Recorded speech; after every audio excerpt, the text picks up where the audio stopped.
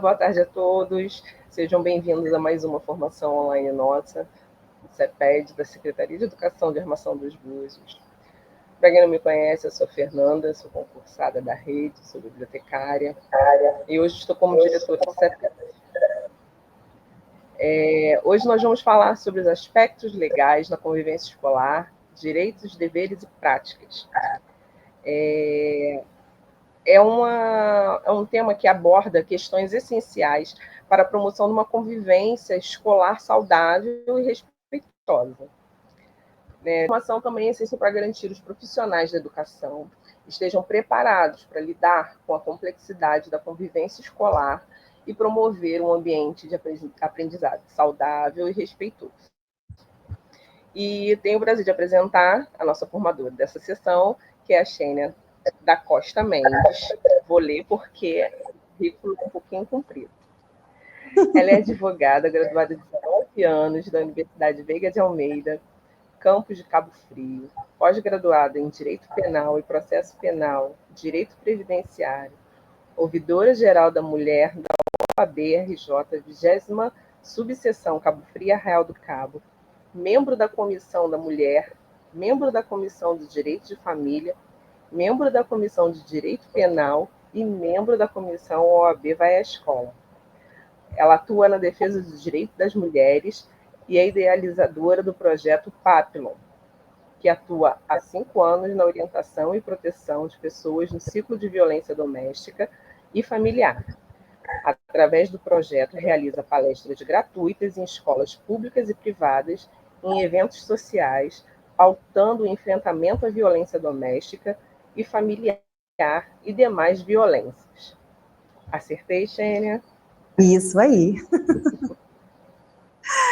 Perfeito. Muito obrigada pela oportunidade. Eu que agradeço demais. Eu que agradeço. É sempre uma honra, né? Obrigada. Então, iniciando, né, já fui apresentada. Falar para educadores é sempre uma alegria muito grande. É muito importante porque a gente reconhece os desafios da educação, a gente sabe como é difícil enfrentar, principalmente, né, essa convivência escolar, porque tem ficado cada vez mais difícil lidar com essas mudanças, né, e com as alternâncias que a gente vem enfrentando. O educador, ele passou há muito tempo já, né? Ele já superou o papel de mero condutor da aprendizagem. Hoje, o educador ele tem um papel social também, muitas vezes, até não só de levar o conhecimento, mas de educar propriamente essas crianças, esses adolescentes. Então, a gente sabe das dificuldades, muitas vezes, dessa união entre família e escola. E como muitas vezes essa sobrecarga acontece dentro do cenário escolar. Nós sabemos do papel do educador, como é importante para o educador, né, reconhecer e saber os pontos legais, até para que saiba exatamente como se conduzir, né, em qualquer cenário que apareça. A gente precisa entender quem são as crianças, adolescentes nesse cenário, para que a gente entenda quais são os direitos e os deveres, não só dessas crianças e adolescentes, mas também no âmbito da educação. Então, aqui, a gente tem, né, a apresentação, que é do Papillon, é justamente o projeto que eu idealizei, que está há 5 anos trabalhando, militando no cenário de violência. E a gente sabe que a escola nada mais é do que a receptora de todas as realidades escolares. E a gente sabe o quanto de violência, né, que acontece, geralmente ela nasce no cenário familiar e acaba refletindo em todos os âmbitos de convivência dessa criança e adolescente. E com a escola não seria diferente. Então aqui nós estamos juntos por um mundo sem violência. Vamos prosseguir. Pode prosseguir a apresentação, por favor. Então, o que é importante a gente entender, né? O Estatuto da Criança e Adolescente, ele é, sim, uma norma especial. Esse ano, a gente completa 35 anos do ECA. E olha que importante, porque ele veio resguardar os interesses e os direitos das crianças e adolescentes.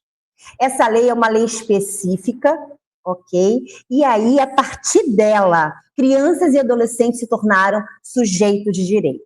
E o que significa ser considerado esse sujeito de direito? Na verdade, a gente entende que são pessoas, né, num processo de formação física, moral, emocional e intelectual, né? E elas precisam de um amparo, de um respaldo. Por que crianças e adolescentes não podem ser vistas como adultos, por exemplo, até na questão de punição, de repreensão, porque há um entendimento de que elas não estão na sua plena formação.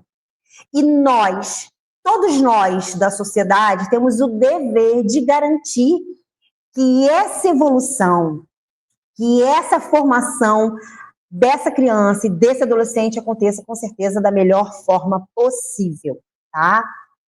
Então, a gente tem aqui as defesas dos direitos primários. Então, direito à vida, direito à saúde, direito à educação. O ECA, ele vai prever um âmbito imenso de direitos, inclusive da proteção moral, psicológica da criança e do adolescente. Pode passar, por gentileza.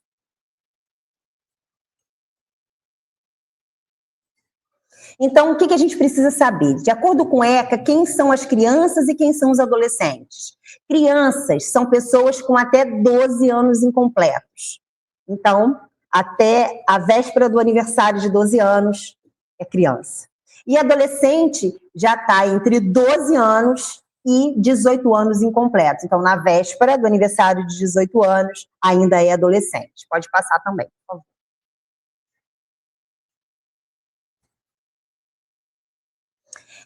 Então, os direitos da criança e adolescente. A proteção integral, ela é o princípio basilar do ECA, o Estatuto da Criança e do Adolescente. E é assegurado que todos os governantes, pais, mães, responsáveis, tanto os responsáveis legais, família direta ou sociedade, então educadores, se enquadram aqui nesse âmbito do ECA. Somos o quê? Responsáveis por cuidar para que as crianças e adolescentes tenham os direitos delas devidamente protegidos. E de que direitos nós estamos falando? A gente está falando do direito ao nome, do direito à vida, saúde, cultura, alimentação, liberdade, educação, lazer, respeito, convivência familiar, convivência comunitária, dignidade e o direito de profissionalização. Pode passar também, por gentileza. Aqui, a gente tem uma questão interessante, porque as crianças, além dos direitos, elas também detêm deveres. E aí, o que se exige aí dentro desse padrão de responsabilidade? Obediência e respeito aos pais e às leis, ajudar os pais em casa, tarefas próprias de sua, na verdade, idade e condição, porque não basta só ter idade. A criança e o adolescente tem que ter a condição de entendimento daquela atividade, daquela tarefa. Ir à escola, obedecer regras, né, tanto em escolas, clubes, condomínio, cuidar do patrimônio público, manter o ambiente escolar limpo, respeitar colegas e as pessoas que trabalham na escola. Pode passar, por favor. Aqui é importante dizer o seguinte: quando a gente fala de criança e adolescente, quando um adolescente, por exemplo, ele transgride uma lei, ele não comete crime, ele comete ato infracional.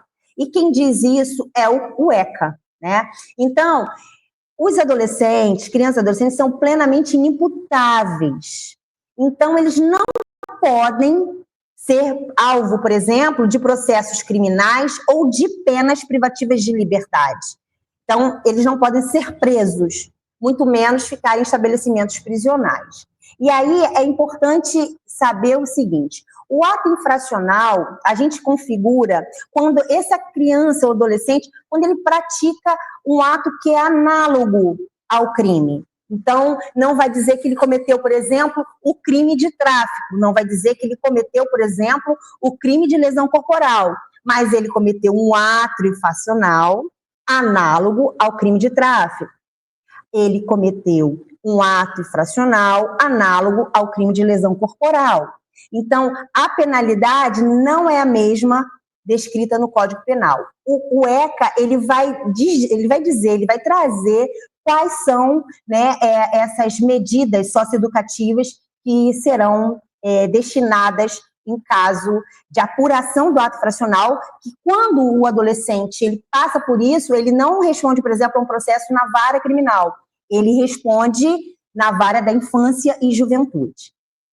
Então, o que acontece? As medidas socioeducativas possíveis, elas são advertência, obrigação de reparar o dano, prestação de serviço à comunidade, liberdade assistida, inserção de regime de semiliberdade, internação de estabelecimento educacional. Em Cabo Frio, a gente tem o CRIAD, que é ali no Jacaré, que é destinado ao cumprimento dessa medida. Não só essa, mas também a liberdade assistida. Então, e também pode ser qualquer um daquelas, né, destidas no artigo 101 do ECA, que até coloquei aqui, que é o encaminhamento aos pais ou responsável mediante termo de responsabilidade. Isso aqui é para questões mais brandas, tá? E aí, de acordo com a gravidade do ato infracional, o juiz, ele vai fixar a medida socioeducativa da forma mais adequada. Por que é importante que a gente saiba isso? Porque dentro do cenário de convivência educacional, a gente tem se deparado com graves problemas dessa ordem. A gente tem superado muitos problemas e enfrentado, assim, de uma forma muito dolorosa, uma realidade, inclusive vivenciada por educadores. Adolescentes que vêm cometendo atos gravíssimos contra a integridade, né, física, emocional, psicológica, até mesmo dos seus educadores. Então, é importante que a gente entenda o cenário. Eles não podem serem vistos, na verdade, como adultos. E não podem, pela força da lei, responder na mesma condição de um adulto. Então, aqui é muito importante esse esclarecimento, tá? Vamos para a próxima. Então, aqui para deixar claro, né? Adulto a partir de 18 anos de idade, adolescente de 12 anos completos até 17 anos, 11 meses, 29 dias, né? Criança, no caso, 0 até 11 anos, 11 meses, 29 dias de idade. E aí, adulto, ele pratica crime ou contravenção penal. Adolescente, pratica ato infracional, análogo a crime ou contravenção penal. Criança, mesma coisa. Então, adulto pode ser preso. Adolescente pode ser apreendido. Criança não pode nenhuma coisa nem outra, tá? Para o adulto, as penas previstas estão o quê? Na legislação penal. A gente tem o Código Penal e tem as leis, que são leis específicas, leis que estão muitas vezes apartadas. Adolescentes, eles sofrem as medidas socioeducativas ou medidas protetivas que eu li, né, no cenário anterior aí, previstas no Estatuto da Criança e Adolescente. As crianças só podem responder pelas medidas protetivas. Então, são medidas mais brandas. Pode passar, por gentileza. Um ponto muito importante é justamente o papel do educador. E a gente precisa entender que o educador, ele não é só um transmissor, né, de conteúdo. Ele é muito mais do que isso, ele é um agente de transformação. Então, a gente precisa entender que quem acredita nesse poder da educação para mudar as vidas, vai construir, sim, um futuro melhor. As responsabilidades, elas vão muito além da sala de aula e vão envolver também questões éticas, sociais e emocionais. Nós, seres humanos, nós somos seres integrais.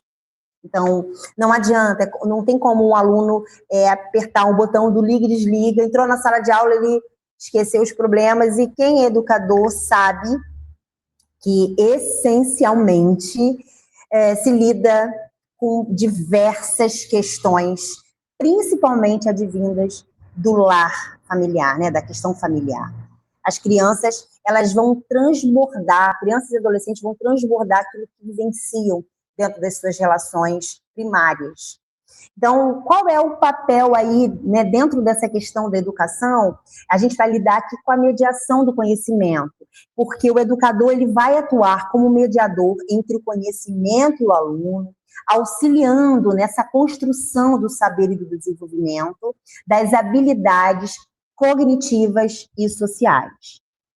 A gente sabe da importância dessa mediação, porque muitas vezes o professor, o educador, é ele que estimula um aluno, por exemplo, numa habilidade. Às vezes o aluno nem sabe, mas ele acaba sendo despertado por esse educador. O estímulo do pensamento crítico também, porque o educador ele tem o papel de incentivar o pensamento crítico, não apenas de tecer um ideal e fazer com que as crianças ou adolescentes persigam, mas que entendam por que achar tal coisa ou outra coisa. Então, está formando ali, na verdade, uma situação que é muito importante do pensamento crítico, que vai não só contribuir para esse aluno conseguir entender as questões sociais, mas também para que ele possa se posicionar dentro da sua jornada da vida, né? Então, aqui também, a gente tem o desenvolvimento das habilidades socioemocionais. Além do aspecto cognitivo, o educador também contribui para o desenvolvimento de habilidades socioemocionais dos alunos, como empatia, trabalho em equipe e resolução de conflitos. A gente sabe da essência, de como é importante que essas questões sejam trabalhadas no âmbito da educação, porque isso vai, com certeza, resplandecer na vida dessa criança, adolescente, já na sua jornada adulta, quando ele estiver diante de uma situação, uma celeuma, uma questão, até mesmo no ambiente de trabalho, ou numa questão até familiar e pessoal. A capacidade de resolução de conflitos é uma atribuição muito importante também, né, como um papel essencial do educador. A identificação de potenciais, por quê? Porque o educador, ele é responsável por identificar os potenciais de cada aluno, ele vai auxiliar nesse desenvolvimento das habilidades e dos talentos individuais. Muitas vezes, um aluno que tem uma dificuldade em matemática, e às vezes ele não tem bons resultados, ele não consegue acessar esse conteúdo, muitas vezes o educador, ele cria uma outra estratégia para que esse aluno consiga, né, assimilar essa matéria. Então, às vezes, ele não tem uma habilidade com a matemática da forma esperada, mas ele pode ter de uma outra maneira, de uma outra estratégia.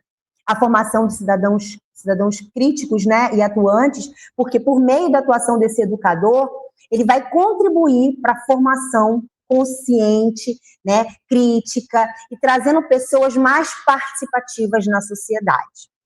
Podemos avançar.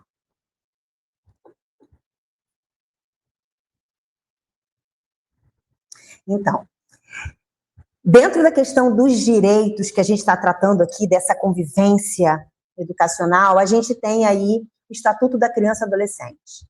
Aqui, no artigo 53, o ECA, ele dispõe que a criança e adolescente tem direito à educação, visando o pleno desenvolvimento de sua pessoa, preparo para o exercício da cidadania e a qualificação para o trabalho, assegurando-lhes. Então, vamos só focar aqui, né, no caput desse artigo, na parte principal desse artigo, para entender que a educação compreende tudo aquilo que a gente falou anteriormente. Então, mediação não é favor, a fomentação das habilidades também não é favor, é papel intrínseco do educador. E aí, dentro das questões que são asseguradas a esses indivíduos, né, crianças e adolescentes, a gente tem a igualdade de condições para o acesso e permanência na escola, o direito de ser respeitado por seus educadores, o direito de contestar critérios avaliativos, podendo recorrer às instâncias escolares superiores, o direito de organização e participação em entidades estudantis, e como é importante que a gente garanta que essas pessoas, elas sigam nessa jornada, né, de representar interesses, porque isso vai, com certeza, sinalizar para uma projeção na vida aqui fora. Então, a gente tem, com certeza, a questão dos grêmios, a representação de turma. Isso, com certeza, é uma possibilidade de capacitação de indivíduos, que é indispensável para a vida em sociedade, que aqui fora ele vai precisar também. né, dialogar, muitas vezes vai precisar representar direitos, inclusive, de algumas minorias. E é muito importante que esse preparo já aconteça dentro da sala de aula. Então, a gente tem também o acesso, né, à escola pública e gratuita próximo da sua residência, garantindo-se vagas no mesmo estabelecimento a irmãos que frequentam a mesma etapa, ou ciclos de ensino e educação básica. A gente tem aqui o parágrafo 1 que diz que é direito dos pais ou responsáveis ter ciência do processo pedagógico, bem como participar da definição das propostas educacionais. Então, a gente sabe que o cenário real da educação, a gente sempre comenta, né, que infelizmente a família ela tem se afastado muito da unidade escolar. Muitas vezes é até difícil trazer os pais para uma reunião, trazer os pais para o dia a dia da escola, e a gente sabe como é importante essa conexão. Porém, a gente tem esses pais que estão totalmente afastados e também tem pais, né, muito, embora seja uma raridade hoje, mas a gente ainda tem pais comprometidos.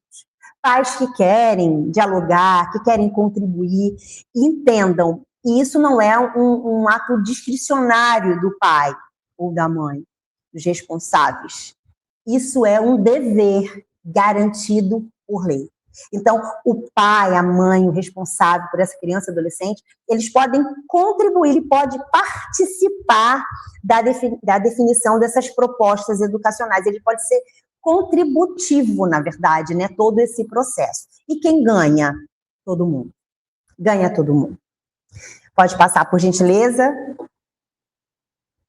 As responsabilidades. Essa parte aqui é muito importante, porque a gente sabe que é dever, né? A gente sabe que é intrínseco.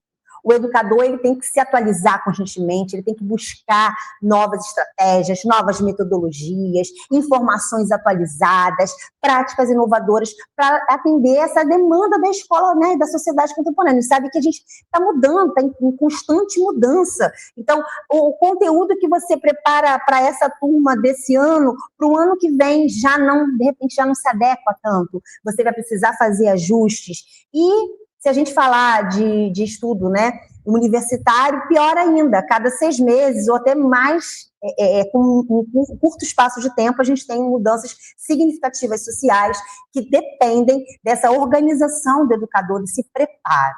Então, o educador ele possui essa responsabilidade ética, tá, moral, de agir de forma ética, respeitando a diversidade, promovendo inclusão e contribuindo para a formação de cidadãos conscientes e críticos. Então, o que é importante a gente entender aqui?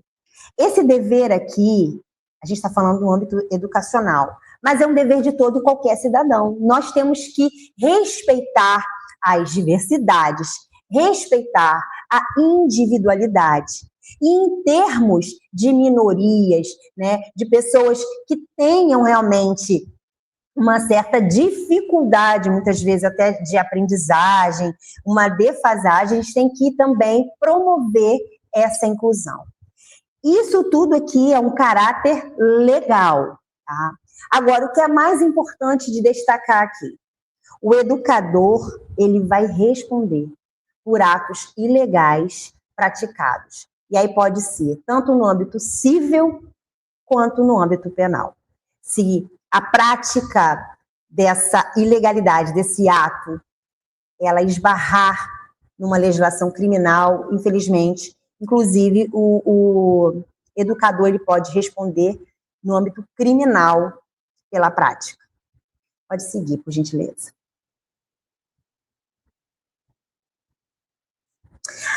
A judicialização das relações escolares e a responsabilidade dos educadores. Aqui é um ponto também muito importante. A gente tem que entender o seguinte, a gente está vivendo um momento da informação instantânea. As pessoas, elas estão mais atentas aos seus próprios direitos. A gente sabe que deveres, às vezes, nem tanto, mas é muito importante que a gente saiba que essa informação basicamente instantânea, né, por conta da tecnologia, da internet, do acesso que a gente tem hoje, faz com que as pessoas sabendo, conhecedoras, né, dos seus direitos, elas comecem a buscar de uma forma mais enérgica essas garantias. Então, é óbvio que isso traz uma consequência. As pessoas têm buscado mais a justiça para resolver esse tipo de demanda. Agora, o que é importante saber?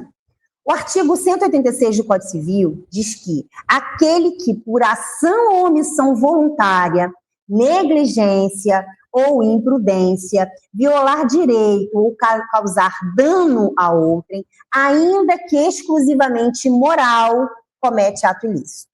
Então, aqui é basicamente uma definição, né? Então, a gente tem aqui por ação ou omissão, quando deixa de fazer, negligência, né? Ou imprudência. Se você viola direito de alguém, você pode ser responsabilizado porque você está cometendo um ato ilícito. O artigo 187 do Código Civil diz que também comete ato ilícito o titular de um direito que, ao exercê-lo, excede manifestamente os limites impostos pelo seu fim econômico ou social, pela boa-fé ou pelos bons costumes.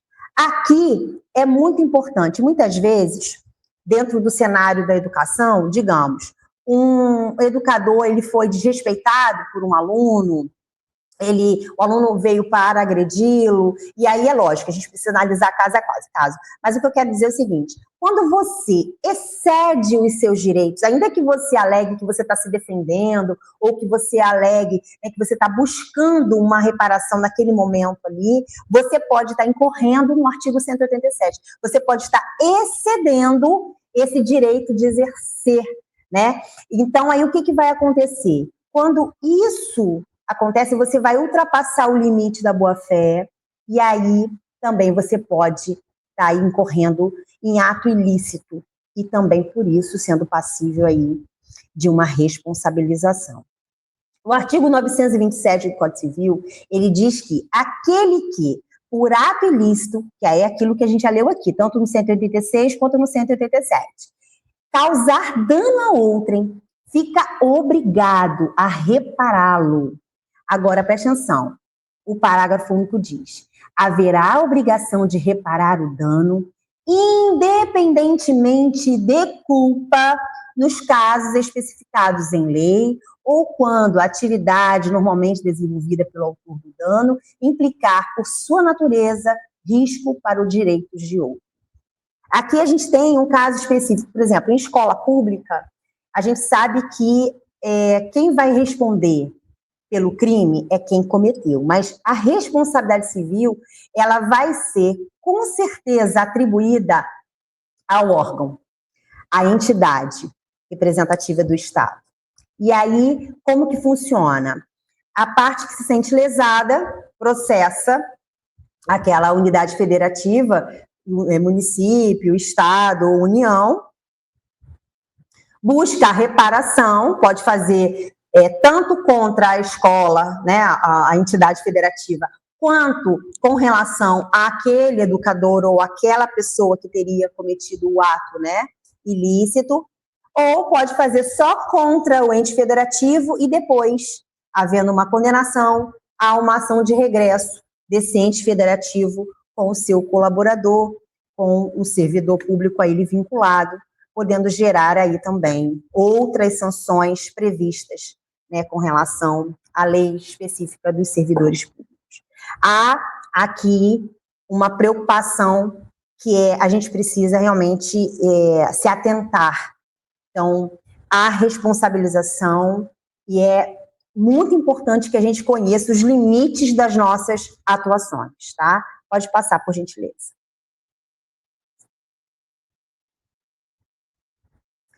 A Lei 14.431 de 2017, né, ela traz direitos da criança e do adolescente vítima ou testemunha de violência. Aqui, eu quero remontar aqui um outro papel do educador, que muitas vezes acaba sendo um verdadeiro psicólogo, né? Um colaborador emocional. Muitas vezes o aluno ele acaba tendo uma amizade, tendo um carinho, e acaba relatando, muitas vezes, situações vividas no ambiente familiar para esse professor. Essa lei, ela traz direitos específicos, tá? E ela fala sobre a questão das violências, né? Quais são essas violências dos direitos, né, com relação à criança e adolescente. Então ela bota o seguinte, ó, que para efeitos dessa lei, sem prejuízo da tipificação de condutas criminosas, são formas de violência. A violência física, entendida como ação infligida à criança ou adolescente que ofenda a sua integridade ou saúde corporal ou que lhe cause sofrimento físico. Aí a gente tem o item 2, que é a violência psicológica. Qualquer conduta de discriminação, depreciação ou desrespeito em relação à criança ou ao adolescente, mediante ameaça, constrangimento, humilhação, manipulação, isolamento, agressão verbal e xingamento, ridicularização, indiferença, exploração ou a intimidação sistemática, que eu até botei aqui, que é o bullying, né? Que possa comprometer aí o seu desenvolvimento psíquico ou emocional. B. O ato de alienação parental, assim entendido como a interferência na formação psicológica da criança ou do adolescente, promovida ou induzida por um dos genitores, pelos avós, ou por quem os tenha sobre a sua autoridade, guarda ou vigilância, que leve ao repúdio de genitor ou que cause prejuízo ao estabelecimento ou à manutenção do vínculo com este. C. Qualquer conduta que exponha a criança ou adolescente, direta ou indiretamente, a crime violento contra membro de sua família ou de sua rede de apoio, independentemente do ambiente em que cometido, particularmente quando isto a torna testemunha. Pode passar, por gentileza. A violência sexual, entendida como qualquer conduta que constrange a criança ou adolescente a praticar ou presenciar conjunção carnal ou qualquer outro ato libidinoso, inclusive exposição do corpo em foto ou vídeo por meio eletrônico ou não, que compreenda. Vamos lá. Abuso sexual, entendido como toda ação que se utiliza da criança ou do adolescente para fins sexuais, seja conjunção carnal ou outro ato libidinoso realizado de modo presencial ou por meio eletrônico para estimulação sexual do agente ou de terceiro. B. Exploração sexual comercial, entendida como o uso da criança ou do adolescente em atividade sexual em troca de remuneração, ou qualquer outra forma de compensação, de forma independente ou sob patrocínio, apoio ou incentivo de terceiro, seja de modo presencial ou por meio eletrônico. O tráfico de pessoas, entendido como recrutamento, o transporte, a transferência, o alojamento ou acolhimento da criança ou do adolescente dentro do território nacional ou para o estrangeiro com fim de exploração sexual mediante ameaça, uso de força ou outra forma de coação, rapto, fraude, engano, abuso de autoridade, aproveitamento de situação de vulnerabilidade ou entrega ou aceitação de pagamento, entre os casos previstos na legislação. A violência institucional, que é o item 4 aqui, entendida como a praticada por instituição pública ou conveniada, inclusive quando gerar revitimização. 5. Violência patrimonial, entendida como qualquer conduta que configure retenção, subtração, destruição parcial ou total de seus documentos pessoais, tá? Bens, valores e direitos, ou recursos econômicos, incluídos os destinados a satisfazer suas necessidades desde que a medida não se enquadre como educacional. Vamos lá, parágrafo 1º. Para os efeitos dessa lei, a criança e o adolescente serão ouvidos sobre situação de violência por meio de escuta especializada e depoimento especial. Parágrafo 2º. Os órgãos de saúde, assistência social, educação, segurança pública e justiça adotarão os procedimentos necessários por ocasião da revelação espontânea de violência. Aqui é muito importante que a gente tenha essa lei é a lei da revitimização. Essa lei, ela está tratando aqui não só das crianças e adolescentes que são vítimas diretas da violência, mas também daquelas crianças e adolescentes que testemunham atos de violência. No ambiente escolar, é muito comum que as crianças façam essa revelação espontânea, que elas, né, de repente, com uma relação mais próxima com o educador, que elas falem sobre o que elas estão vivendo. Por que é importante que você conheça aqui os limites da lei e quais são as condutas tidas como condutas criminosas, violentas, praticadas contra as crianças e adolescentes? Porque dependendo do que você ouvir, você precisa acionar imediatamente, ok? A sua coordenação, a sua direção, para que os procedimentos legais sejam adotados. Quando a gente fala aqui que a lei ela prevê uma escuta especializada, né, e o depoimento pessoal, é justamente evitar que a criança repita muitas vezes o ato de violência experimentado ou assistido, porque isso traz traumas, isso traz dores. E outra coisa, a omissão do educador que acaba recebendo essa revelação espontânea e nada faz, também é algo grave, e pode ser responsabilizado conforme a gente vai assistir adiante. Então, o que é muito importante a gente entender? Os tipos de violência que podem ser empregados contra as crianças e adolescentes, até para a gente, quando a criança fizer um relato, você já saber mais ou menos do que se refere, se é ou não crime, se ela foi ou não vítima, ou se o que ela assistiu, ela deveria ter assistido. Então, quer ver uma coisa que é muito comum, e os educadores sempre falam, de crianças que assistem comumente agressões praticadas, né, por seus pais ou padrastos contra as suas mães. Isso é uma violência, é uma exposição, e esse relato ele tem que ser recebido com seriedade e no intuito de proteção da criança e desse adolescente sob pena de responsabilização. Ok? Vamos seguir, por gentileza. Aqui, a gente vai falar especificamente dessa responsabilização. Aqui a gente vai trazer, né, o quadrante da violência doméstica e o impacto no ambiente escolar. A Lei 14.344 de 2023, que é conhecida também como a Lei Henri Borel, ela criou mecanismos específicos para a prevenção e enfrentamento da violência doméstica e familiar contra crianças e adolescentes. Bom, no artigo 23, a lei diz que qualquer pessoa, vou repetir, qualquer pessoa que tenha conhecimento ou presencie ação ou omissão praticada em local público ou privado que constitua violência doméstica ou familiar contra a criança e o adolescente tem o dever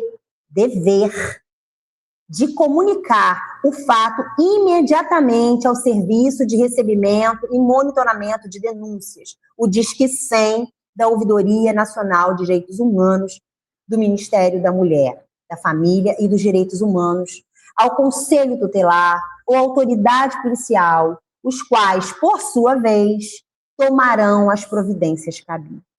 Então, aqui há uma regra clara.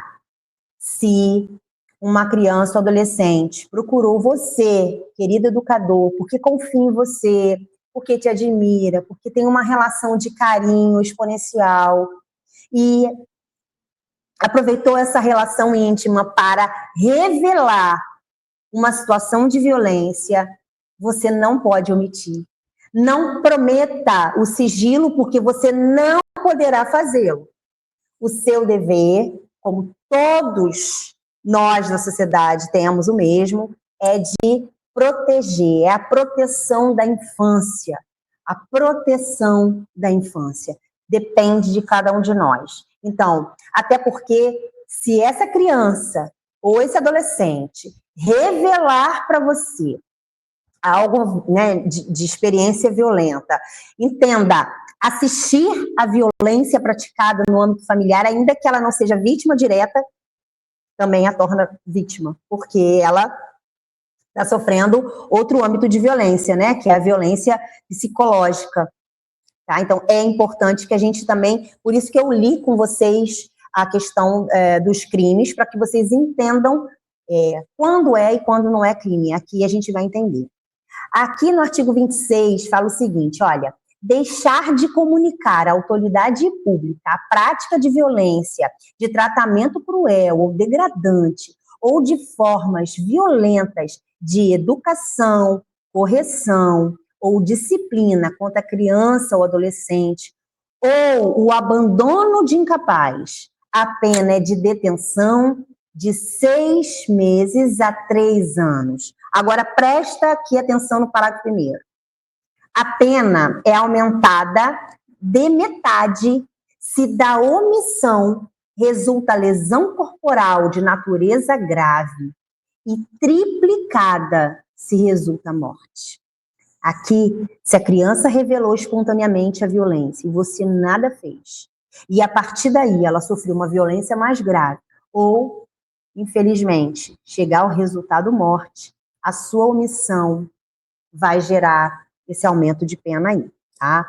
Aplica-se a pena em dobro se o crime é praticado por ascendente, parente, consanguíneo até 3º grau, responsável legal, tutor, guardião, padrasto ou madrasto da vítima. Então, madrasta da vítima. Então, aqui a gente tem o caso do Henri Borel, que foi um caso verídico. A lei ganhou, inclusive, usou-se, né, na verdade, como homenagem para a questão da prevenção das violências praticadas contra crianças e adolescentes. Podemos passar, por gentileza.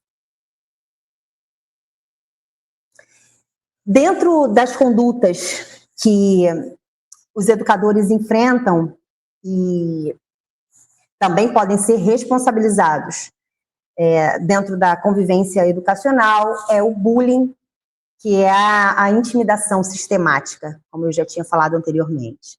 A Lei 13.185 de 2015, ela trouxe o Programa de Combate ao Bullying, e ela tipificou da seguinte forma, que constitui-se em ato intencional e repetitivo de violência física ou psicológica, com o objetivo de intimidar, agredir, humilhar ou discriminar alguém e que gera uma relação de desequilíbrio de poder entre as partes, caracterizando-se por ataques físicos, insultos pessoais, comentários sistemáticos e apelidos pejorativos, ameaças por qualquer meio, quaisquer meios, no caso, né? Inclusive virtual, que é o cyberbullying, grafites depreciativos, expressões preconceituosas, isolamento social consciente e premeditado, pilhérias, que são aquelas piadinhas de mau gosto. Então, muita atenção a essa descrição para que a gente não só possa coibir isso dentro da sala de aula, entre os alunos, mas para que a gente também se atente para não praticá-los. Porque a gente também pode incorrer aqui nessas falhas. E isso é grave, isso gera problemas graves, porque também geram traumas, geram prejuízos emocionais, psicológicos e até pedagógicos para quem é vítima dessa violência. Pode passar, por gentileza. E aí a gente vem com a criminalização do bullying. Na verdade, o bullying e o cyberbullying, eles sempre foram punidos, só que eles não tinham um tipo penal específico no Código Penal. se julgou casos de bullying, cyberbullying, a partir dos crimes que eram praticados, as condutas. Então, a questão foi o quê? Foi uma lesão corporal? Aí aplicava a pena do 129 do Código Penal e assim ia. Ah, foi o quê? Foi um crime contra a honra? Da mesma forma, se aplicavam aquelas descrições do Código Penal.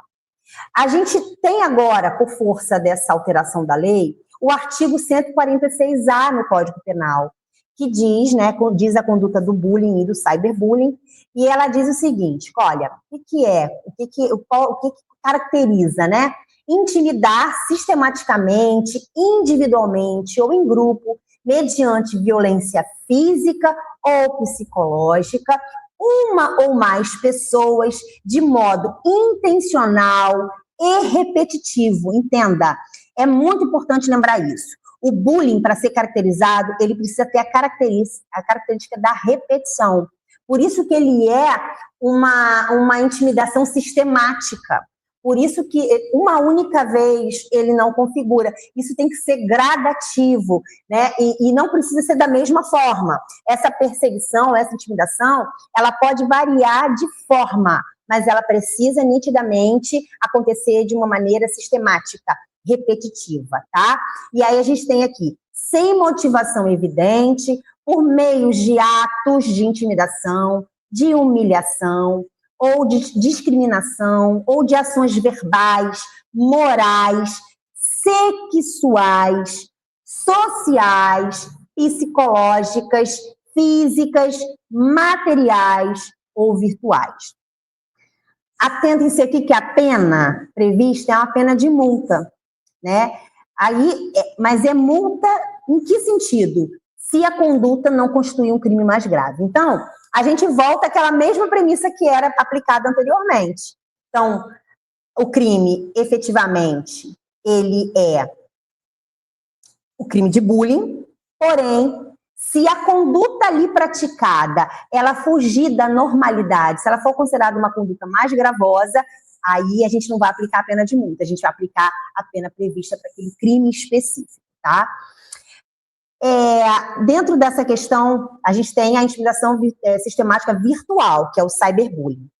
E aí o parágrafo único, ele diz que se a conduta ela é realizada por meio das redes de computadores, de rede social, de aplicativos, de jogos online, ou por qualquer outro meio, ou ambiente digital, ou transmite em tempo real, a pena, ela aumenta, tá?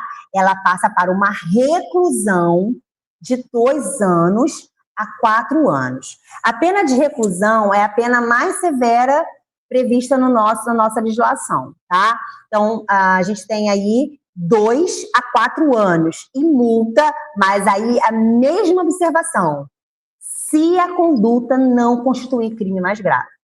Se a conduta for mais gravosa, repito, vai aplicar a pena prevista para o crime específico, ok? Pode passar, por gentileza. Uma observação que eu queria deixar aqui para os educadores é que se atentem aos alunos que tenha o vício, né, a mania, o hábito de usar a questão de joguinhos online.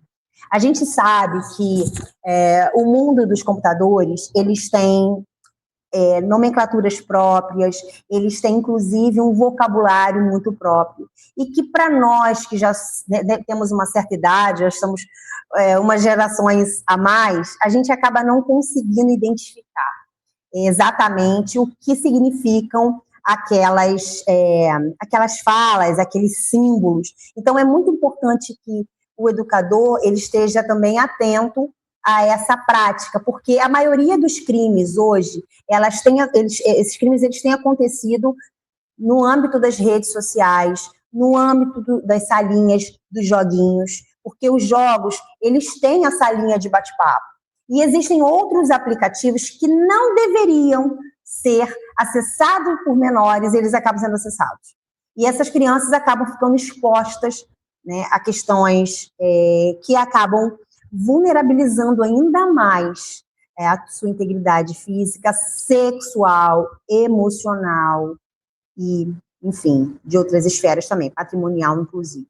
Então, é muito importante que, como educadora, a gente se atente também a essas condutas, tá? As práticas de cyberbullying, aqui eu relatei, assim, as mais comuns, né? A gente tem um hater, que é muito comum, a gente tem visto isso, né? Que geralmente é aquele que odeia, né? Então, são pessoas que vão disseminando ódio em ambiente virtual, atacam outras pessoas com ofensas e humilhações de forma sistemática. Lembra que para ser bullying tem que ter forma sistemática, conduta repetitiva. O sexting, na verdade, vem da palavra sexo, né, e texto em inglês. E aí, o que significa? É troca de mensagem de cunho sexual, podendo ou não conter imagens de nudez das pessoas envolvidas. Quando há essa troca de mensagens, ele pode se tornar perigoso, pois pode ser divulgado por aquele que recebeu as imagens, ou até mesmo algum hacker, né, pode ter acesso, pode invadir esse aparelho, invadir aí esse dispositivo eletrônico e acessar o conteúdo e fazer a divulgação. A divulgação das imagens que rapidamente viralizam nas redes, ela pode levar a vítima a sofrer muito, né? A gente tem casos, inclusive, de crianças e adolescentes que acabam sendo vítimas até de suicídio, porque elas não conseguem lidar com essas perspectivas. Aqui eu estou lidando aqui como se essa criança ou adolescente estivesse sendo exposto a uma pessoa estranha nas redes sociais. Mas eu também quero chamar uma atenção aqui para educadores que têm o hábito de se comunicar por mensagem de texto com seus alunos e que tenham cuidado da forma, né, na forma escolhida para essa comunicação. É muito importante, por quê? Porque as crianças e adolescentes, eles, como a gente já explicou desde o início, eles não têm uma formação apta, eles não são adultos. Então, tem toda uma questão aí de evolução, puberdade. Então, é muito comum, inclusive, que crianças e adolescentes se atraiam por educadores. Então, a gente tem que ter muito cuidado, porque existem possibilidades de conversas serem interpretadas dentro da questão do sexting. E a gente tem casos cada vez mais recorrentes de educadores que respondem pelo crime de estupro. Vou repetir, tá? É estupro, por conta da forma como conversam com os seus alunos. Essa prática, ela precisa ser muito mesmo rechaçada, nitidamente, essa comunicação interpessoal do educador com seus alunos, ela tem que ser dentro de uma motivação e necessidades específicas, tem que ter muito cuidado com essa mistura de relações, para que não seja realmente interpretado de uma forma equivocada. E a gente tem, né, a pornografia da vingança, que é o revenge porn, né, que é, na verdade, quando uma pessoa, no ato, né, de divulgar as imagens eróticas e de nudez, né, da pessoa que enviou essas imagens, ela, na verdade, ela confia na índole daquela pessoa que está recebendo e tal, e, na verdade, essa outra pessoa acaba divulgando como punição. Inclusive, o revenge porn, ele é uma das ameaças mais comuns nos crimes cibernéticos, né, dentro da questão do cyberbullying. Inclusive, criança e adolescente têm sido vítimas dessas ameaças. Olha, eles fazem com que a criança ou adolescente encaminhe essas imagens e depois, uma vez encaminhadas, eles começam a dar ordens para que essas crianças comecem a fazer algumas coisas, algumas outras práticas, e na recusa, quando a criança se recusa a fazer, eles ameaçam divulgar essas imagens. Então, a gente tem essa constante. Em outro cenário também, essa pornografia, né, essa pornografia da vingança, ela também é utilizada em casos de términos de relacionamento. Então, às vezes, ali namorando, eles trocam essas imagens e aí quem está chateado com o término acaba ameaçando ou até mesmo divulgando as imagens com o intuito de punir aquela pessoa que não quer mais continuar o relacionamento. Pode passar, por gentileza. Então, aqui a gente tem as consequências, né? Se o agressor é maior de idade, ele vai poder responder de acordo com as ações perpetradas, né, no ato da da intimidação sistemática, desde o ataque à honra do ofendido, difamação, calúnia, injúria. Então, vamos lá. Difamar alguém é quando eu falo mal de uma determinada pessoa para outra. E essa minha fala chega ao conhecimento daquela pessoa que foi ofendida. A calúnia é quando eu digo que uma pessoa cometeu um crime que, na verdade, ela não cometeu. Pode ser crime, né? E aí é muito importante a gente entender o seguinte, olha só, para se configurar a calúnia, aquilo que você disse que a pessoa fez tem que realmente ser crime tipificado, ok? Para configurar a calúnia, ok? Senão vai entrar lá na difamação ou na injúria. A injúria, ela nada mais é do que uma depreciação que você faz diretamente à pessoa. Então, você está xingando a pessoa aqui no ato de discussão, as emoções estão acaloradas e você começa a xingar, a ofender presencialmente. Aí você configura a injúria. Então, assim, a gente vem nessa intimidação ao ataque à honra do ofendido, até mesmo as lesões corporais, que podem ser leves ou graves. E a legislação, ela diz, né, se essas lesões incapacitarem a pessoa, né, por um período maior de 30 dias, aí, dependendo do caso, ela pode ser configurada uma lesão mais grave. Aí a gente tem o crime de tortura, a gente tem homicídios, a gente tem induzimento ao suicídio, que é muito importante a gente lembrar também, que induzir ao suicídio é crime, né? Crime previsto em lei. A gente tem os abusos, entre outros crimes. Então, de acordo com o ECA, como a gente já viu, os menores de 18 anos, eles são considerados penalmente inimputáveis. Ou seja, eles não podem responder criminalmente por seus atos infracionais, tá? O adolescente, ele é julgado numa vara de infância e juventude e comprovada essa autoria do fato e dependendo da gravidade, ele vai poder sofrer medidas socioeducativas, como advertência, obrigação de reparar dano, prestação de serviço à comunidade, liberdade assistida, inserção em regime de semiliberdade, internação em estabelecimento educacional, entre outras, lá previstas no artigo 112 do ECA.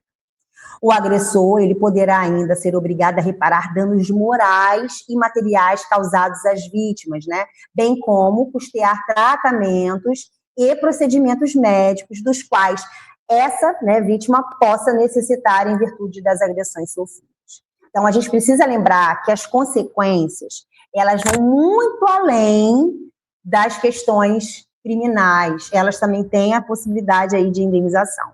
E aí, na qualidade também, quando a gente está falando aqui de agressor que é servidor público, a gente também sabe que existem dentro da legislação, né, do servidor, o estatuto prevê algumas condutas que podem levar, inclusive à demissão, né? Então, a gente precisa se atentar. Pode passar, por gentileza.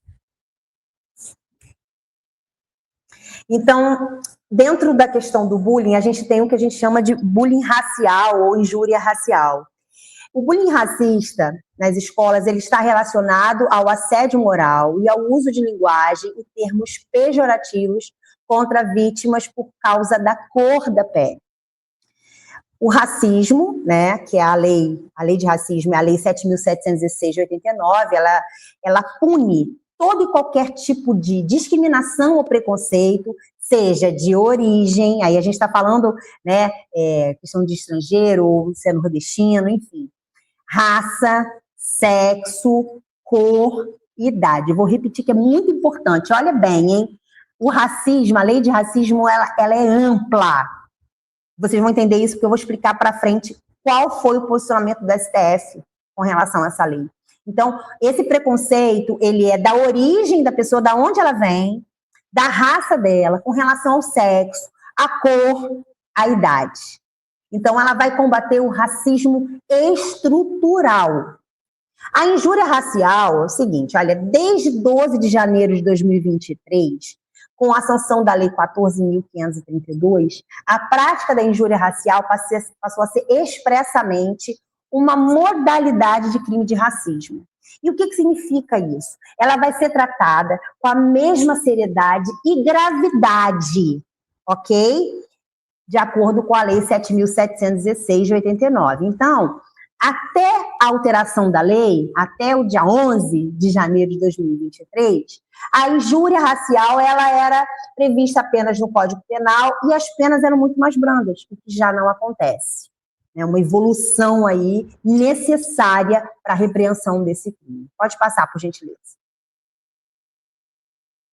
Então, o que é muito importante a gente saber sobre a questão do crime de racismo? Para que a gente saiba por que essa lei, a lei do racismo, porque ela vê de uma forma tão séria, tão mais dura. A questão da prescrição do crime. Prescrição do crime é o prazo que o Estado tem para terminar o processo e para julgar, e é para aquela pessoa realmente cumprir essa pena, ok? No caso do racismo, os crimes são imprescritíveis, ou seja, a qualquer tempo, independente de quando o fato aconteceu, ele pode ser investigado e os responsáveis processados pelos órgãos do sistema de justiça, né, e se condenados, vai receber o que? A pena, né, e a medida prevista na legislação de racismo, ou seja, a prescrição, ela não acontece, os crimes são imprescritíveis. A questão da fiança. A fiança é uma possibilidade de que a pessoa, né, que foi presa em flagrante, dela poder pagar uma fiança e responder o processo em liberdade. É uma alternativa na lei, mas não para os crimes de racismo. O crime de racismo, ele veda completamente o pedido de fiança e o arbitramento de fiança. Então, se a pessoa for presa em razão do crime, ela vai responder presa, a não ser que outras medidas sejam acatadas. Fiança não vai pagar. Fiança não vai. As penas e os regimes, né, de cumprimento de pena também são muito mais severos, sempre no regime fechado. O racismo recreativo, que são ofensas supostamente proferidas como piadas ou brincadeiras, com contexto, né, ou com intuito de descontração, diversão, recreação, mas que tem um caráter racista. Para esses casos, a pena foi aumentada de 1/3 até a metade, podendo ainda ser agravada se cometida ou difundida por meio das redes sociais ou publicação de qualquer natureza. A gente está lá no artigo 20A da Lei do Racismo. Aqui um apontamento importante, a gente teve um caso recente de grande repercussão no nosso país de um humorista que foi condenado a uma pena elevadíssima por conta de conteúdos dessa natureza, é o que a gente chama de racismo recreativo. Né? Então, ele segue aí tentando recorrer, ele foi condenado em primeira instância, o caso dele ganhou uma grande repercussão e muitas pessoas, né, se posicionaram contra, a favor, enfim. Mas acontece que a gente tem uma lei, que ela tem uma história, e toda lei, principalmente, né, quando a gente fala de crime, a gente sabe que a lei, ela guarda uma história de luta daquele direito. Então, a lei do racismo é uma lei necessária e a aplicação dela é indispensável para que a gente tenha uma sociedade igualitária e respeitosa. Pode passar, por gentileza. Aí a gente tem o que eu queria falar, que é muito importante, que você tenha se atentado naquela classificação que eu dei com relação à lei do racismo, quando ele diz que a discriminação ela vai ser com relação à origem, à raça, à cor, sexo. Por quê? O STF enquadra homofobia e transfobia como crimes de racismo, ao reconhecer, né, a omissão legislativa. Como não há uma lei própria, não há um tipo penal de homofobia e transfobia, os casos dessa natureza têm sido amparados, né, na lei do racismo. E aí, por conta daquela forma, né, de descrição que a gente já mencionou. Então, homofobia são atos, né, atitudes e sentimentos negativos, como aversão, repugnância, medo, agressão, contra indivíduos que se identificam como lésbicas, gays, bissexuais, transexuais, travestis, enfim. A transfobia é o preconceito, discriminação e hostilidade direcionados a pessoas transgênero, cujas identidades de gênero não correspondem ao sexo atribuído no nascimento, manifestando-se em diversas formas, como exclusão social, agressões e negações de direitos. Então, em junho de 2019, em um julgamento histórico, na ação direta de inconstitucionalidade por omissão, que é a ADO, né? Número 26, de relatoria do ministro Celso de Mello, o STF, por 8 votos a 3, decidiu em favor da criminalização da LGBTfobia, que a gente enquadra aí, né? Tanto homofobia como transfobia, nessa LGBTfobia. Reconhecendo, assim, a prática da conduta contra pessoas LGBT, agora não é só o mais, né? Então, assim, como crime de racismo, até o Congresso Nacional elaborar uma legislação específica contra esse tema. Portanto, a partir da decisão, quem ofender, discriminar gays, lésbicas, bissexuais, transgêneros, aí tem outras nomenclaturas, né? Queer e tudo mais.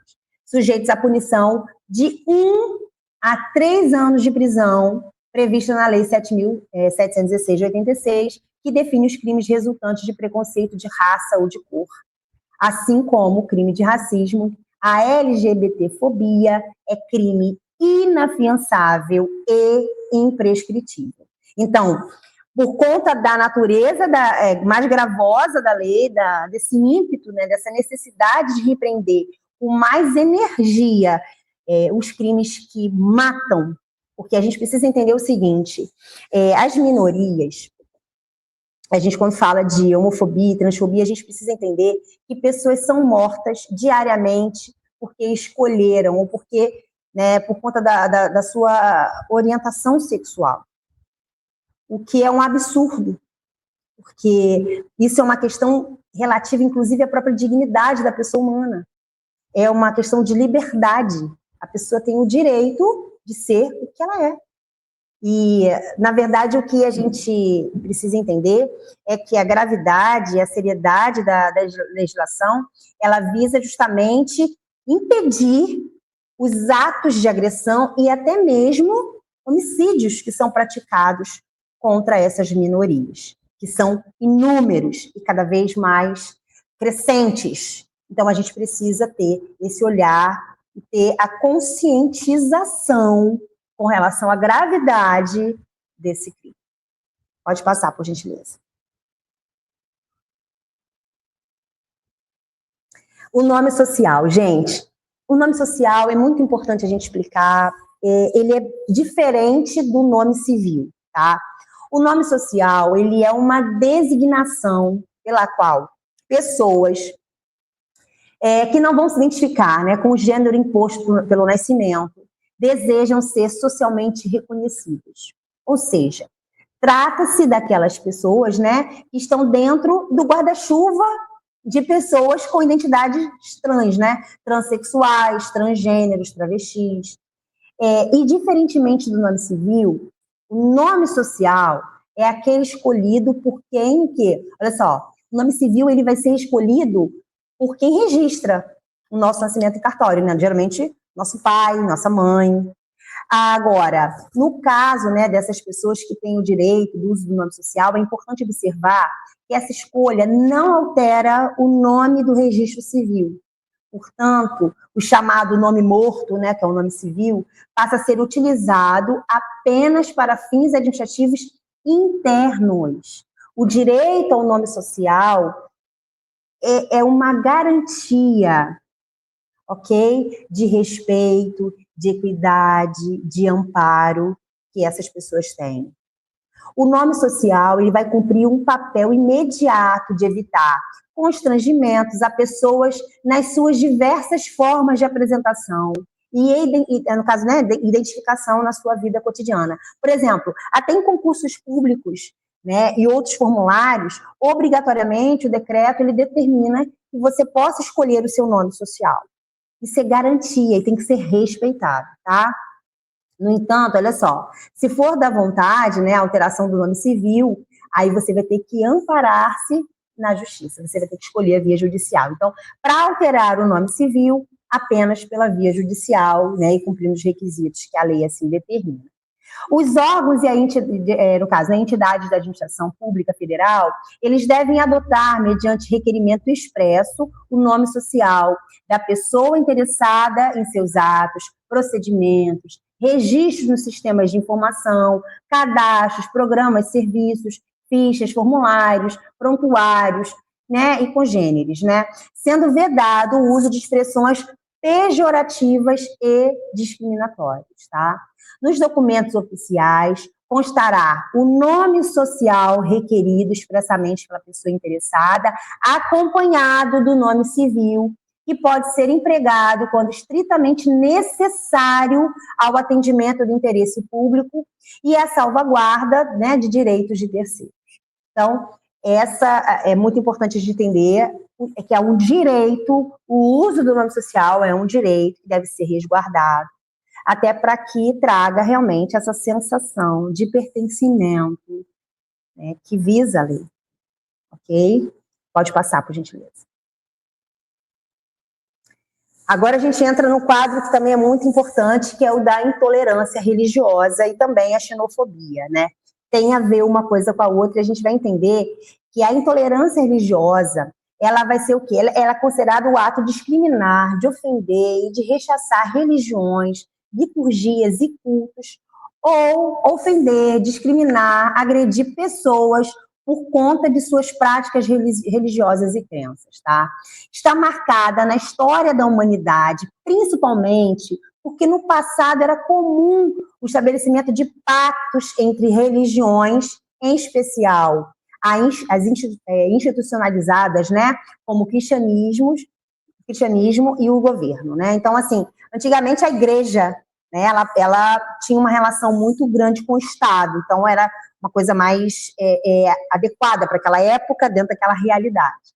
Então, basicamente, se tinha como uma religião a ser seguida por todos. Então, assim como o racismo, a xenofobia, né, que é a expressão de ódio a estrangeiros, também está intimamente relacionada à intolerância religiosa. Porque como a religião ela é uma característica muito marcante na cultura dos povos, né, pode-se usar o ataque à religião como um ataque àquele povo. Então, aqui a gente tem um exemplo, claro, aqui no Brasil, que são as religiões, né, de matriz africana. Ultraje, culto, impedimento ou perturbação de ato a ele relativo. Então, a gente tem essa questão, a intolerância religiosa é crime, viu, gente? Então, pode passar, por gentileza.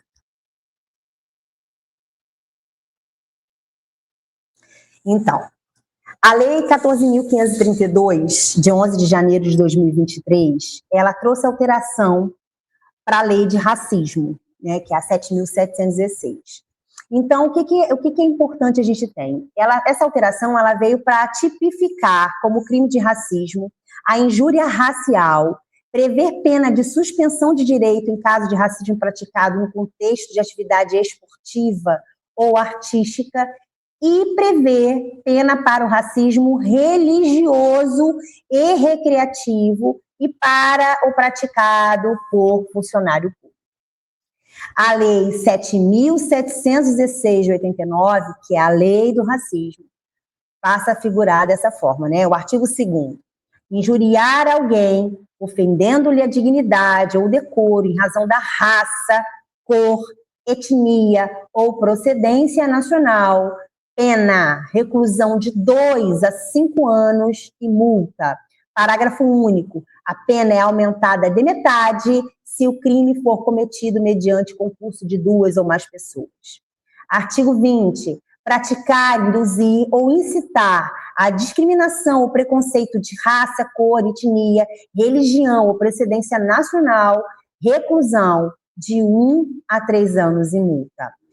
Artigo 20c, na interpretação desta lei, o juiz deve considerar como discriminatória qualquer atitude ou tratamento dado à pessoa ou a grupos minoritários que cause constrangimento, humilhação, vergonha, medo ou exposição indevida e que usualmente não se dispensaria a outros grupos em razão da cor, etnia, religião e ou, né, procedência. Pode passar, por gentileza. Então, aqui a gente sabe que a educação ela é a porta de entrada do indivíduo para a convivência social. É um mecanismo potente. E o educador, a gente sabe, inclusive tem uma frase famosa, né, do Paulo Freire, que diz que o educador ele vai se eternizar em cada ser que ele educa. Nós imprimimos em cada uma dessas pessoas que passam pelas nossas vidas algum tipo de reação ou de impacto. O educador, ele tem um poder muito grande, um potencial de transformar pessoas, transformar vidas, transformar realidades. E não há história de transformação que seja feita com ódio, com violência e com dor. A base de todo e qualquer impacto é a empatia, a doação e o amor. A gente alcança pessoas quando a gente se coloca na condição de auxiliar, de entender, de partilhar. Existem várias formas da gente seguir essa educação. E eu sei, porque a minha realidade eu digo que eu sou uma educadora frustrada. Sou uma advogada apaixonada pelo que eu faço. Amo nitidamente a educação, mas a gente também entende que a educação, por mais que esteja cansativa, de uma forma até pesada para o educador, eu sei que realmente hoje em dia a educação está muito difícil por conta de todas essas realidades que a gente vem enfrentando, inclusive pelo afastamento da família da unidade escolar. A gente sabe como é dificultoso, a gente não está aqui para romantizar, mas a imposição de violência e o afastamento do educador, do aluno, nunca, jamais vão promover esse tipo de transformação que a gente espera.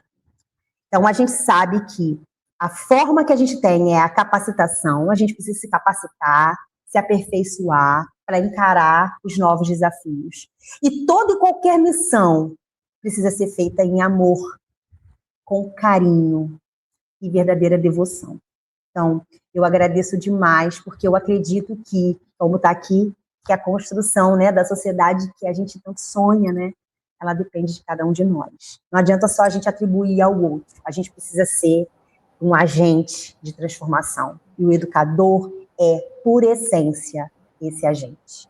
O educador move o mundo, porque ele move pessoas. Muito obrigada pela oportunidade, eu agradeço demais. Eu que agradeço, Virginia, foi uma formação maravilhosa. Eu amei, eu amei, adorei suas colocações, observações. Eu ia perguntar, você já saía com a resposta antes mesmo de eu fazer a pergunta. Achei maravilhoso. Eu acho que todos os nossos professores que estão acompanhando, que estiverem participando da nossa formação, vão crescer muito, vão ter um crescimento tanto profissional quanto pessoal. Eu agradeço demais também. Muito importante, tá? E te agradeço mais uma vez pela paciência, por todas as nossas questões técnicas na nossa formação aqui online. E espero encontrar novas formações no futuro. Pode deixar que o seu nome está salvo na minha agenda. Vamos ter muitas formações pela frente. Tá bom? Eu agradeço demais, tá, Fernanda? Obrigada de verdade pela oportunidade de compartilhar, né, e de aprender também, porque a gente também aprende enquanto a gente compartilha. E eu quero me colocar à disposição, não só a mim, né, mas todo o meu projeto. Né? Nós trabalhamos em todos os níveis de violência, a gente tem formações específicas com relação à violência familiar, que é muito importante a gente tratar, porque é muito imprescindível que a gente conheça como funciona, até porque essa violência, ela está em todas as esferas sociais. Então, a gente precisa trabalhar isso, e a gente sabe como que é absurdo, né, o efeito, como que é absurdo esse efeito na vida de uma criança, adolescente que vivencia essa relação. Então, quem experimenta violência, muitas vezes acaba repetindo essa história, seja na qualidade de agressor, seja na qualidade de vítima. Então, não adianta a gente só tentar remediar os efeitos se a gente não tratar daquilo que está corroendo a alma e a essência desse ser humano, para que ele brilhe, para que ele reconstrua, para que ele recomece uma nova trajetória. E aqui a gente está tratando com educadores, pessoas que têm esse potencial, que têm a chance, a oportunidade de tocar especialmente a vida daqueles que precisam. Então, de verdade, eu agradeço demais, peço a Deus que abençoe cada um de vocês nessa missão que é árdua e, ao mesmo tempo, tão linda, tão sublime. E vocês se fortaleçam a cada dia, tá? Para que cumpram com excelência o papel, a missão que vocês, né, receberam. Muito obrigada, gente. Deus abençoe vocês. Eu que agradeço. Muito obrigada, Xênia. Tchauzinho, meu amor. Gente, essa foi mais uma informação nossa. E até a próxima. Até a breve.